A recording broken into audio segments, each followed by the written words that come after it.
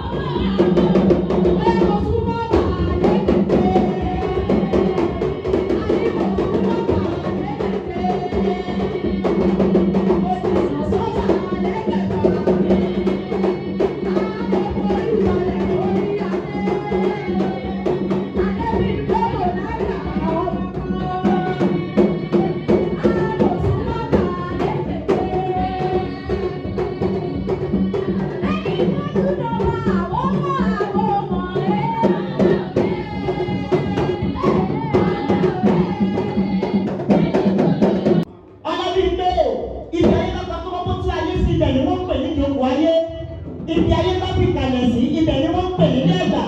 Ṣùgbọ́n bí àgbẹ̀ bá wo koroko tó pàdé òkúta tí ò bá sí àmì sí àtọ̀kọ́ àtàdá ni wọ́n gbà lọ́wọ́ ẹ̀. Onílé mi jẹ́ ẹni àgbẹ̀ lọ́wọ́ ẹ̀. Akẹ́kọ̀ọ́lómìnire, aya ọba, ọmọ ọba, ilẹ̀ olóyè, alájà, ọ̀mọ̀wé tuntun, Ọlábímpé. Wọ́n bí olórí Rahimat Ọlábímpé Adéyẹmí ní ọjọ́ 15 oṣù kẹfà 50 ọdún ó lé díẹ̀ sẹ́yìn ní ìlú Igbó-ọrà ní ìpínlẹ̀ Ọ̀yọ́ sí inú ìdílé Dáúdù ní ìlú Ṣẹ̀pẹ̀tẹ̀ yìí. Ọlábímpé lọ iléèwé alákọ̀ọ́bẹ̀rẹ̀ LA Primary School. Wọ́n tẹ̀síwájú lọ sí ilé ẹ̀kọ́ girama Baptist Secondary School àti Ìrẹ́pọ̀ Grammar School ní ìlú Ìgbòho.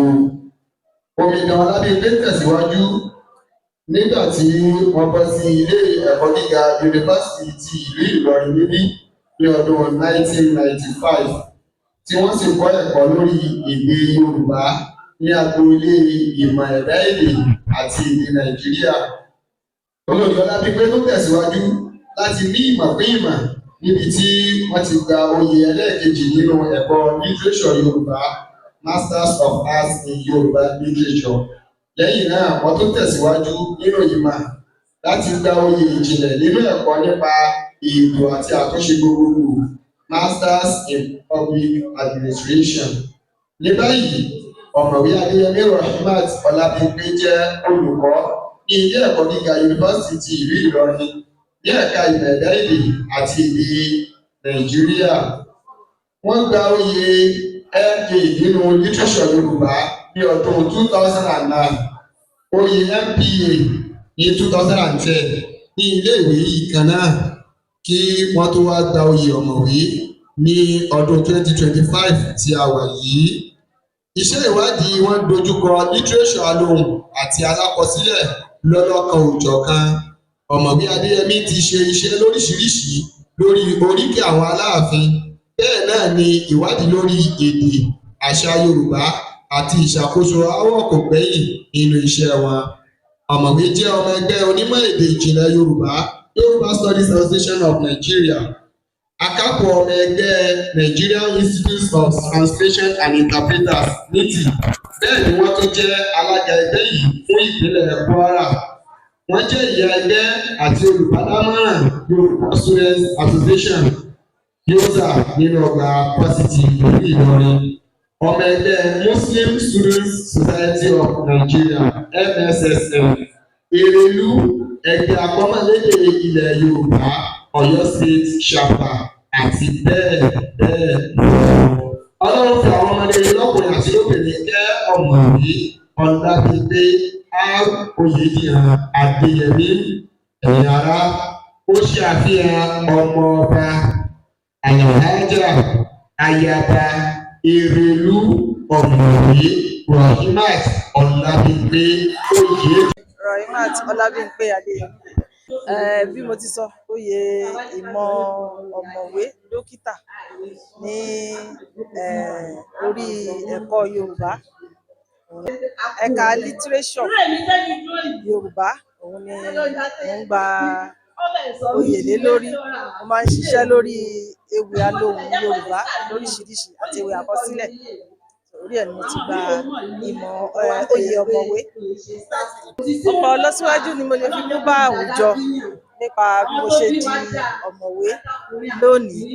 Alákọ̀ọ́kọ́, a tẹ̀síwájú láti máa fi èdè kọ́ àwọn ọmọ wa. Ìyẹn sì tún máa jẹ́ ìwúrí fún wọn láti mọ̀ wípé kì í ṣe wípé èèyàn wá kẹ́kọ̀ọ́ lórí Yorùbá ni ò ní wúlò. Èèyàn lè fi débi gíga gẹ́gẹ́ bí èèyàn ṣe lè fi àwọn iṣẹ́ ìyókù náà débi tí ó ga. Ìwúrí ló máa jẹ́ fáwọn tó ń bọ̀ lẹ́yìn. Oríṣiríṣi ìdojúkọ ló wà. Ìdojúkọ níbi iṣẹ́, láti fi iṣẹ́ láti dà á pọ̀ mọ́ àwọn tó ń gboyè sí. Nǹkan ńlá ni lọ́tọ̀, ká tó fi tẹbí kún, fi tara kún, fi tara ẹni náà. Lílọ bíbọ̀, wàhálà tó pọ̀ ni, ó sì gba ọ̀pọ̀lọpọ̀ àyè àti àsìkò. Ṣùgbọ́n a dúpẹ́ lọ́dọ̀ Ọlọ́run pé ó parí. Mo fẹ́ dúpẹ́ lọ́wọ́ gbogbo àwọn ọ̀gá mi, àwọn ẹbí mi, àwọn ilé ọkọ, àwọn ọ̀rẹ́, àwọn ọmọléèwé, gbogbo wọn náà dìde tán ṣùgbọ́n mi. Mo dúpẹ́ lọ́wọ́ gbogbo wọn bí wọ́n ṣe irú àrọ̀ báyìí láti máa rí.